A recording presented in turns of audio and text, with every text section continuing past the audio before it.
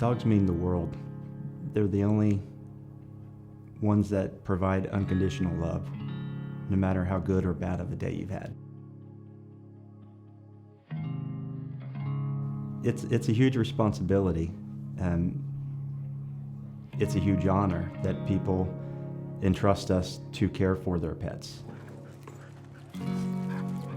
My name is Chuck Bratt. I'm president of Canine University Incorporated, and we provide dog training, dog boarding, dog grooming, and doggy daycare. Well, the story of how this evolved, I started going to college for landscape architecture and horticulture.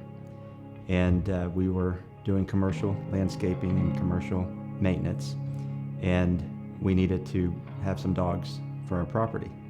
I luckily had an uncle that was in the business up in Maryland, so I went ahead and talked to him and flew up there and in hopes to buy some dogs to patrol the property and protect our equipment.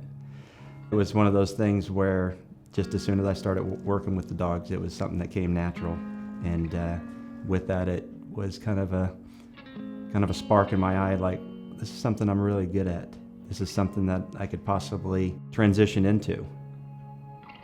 So what I did is had them run the property, and then decided that the dog business was definitely a business that was for me.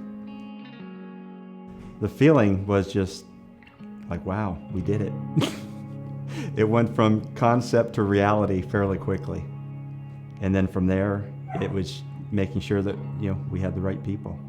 We went ahead and brought a trainer down from Maryland that I went to school with, and opened up our first location in Garland, Texas in 1993, and it just took off from there. Business grew. It grew exponentially, and it grew faster than we sometimes could manage. And with that, we outgrew that facility. And then as we were walking the dogs over there, we always saw this location. This was a dream. It was a dream from '93, the first day we saw it, till 2015 when we finally bought it. There was lots of ups and downs to get to where we are today. First hurdle, obviously, is being able to do it financially.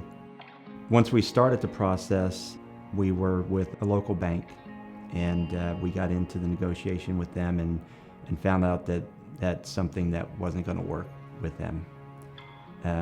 At that point, desperation, frustration, I want to give up, which is not something that I ever do.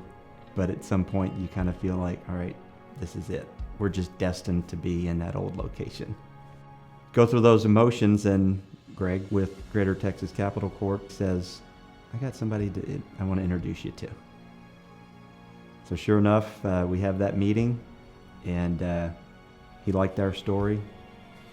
So with Greater Texas Capital Corp, we were able to fund it, close it, and move in. It's a proud moment. It's a moment that you dream about.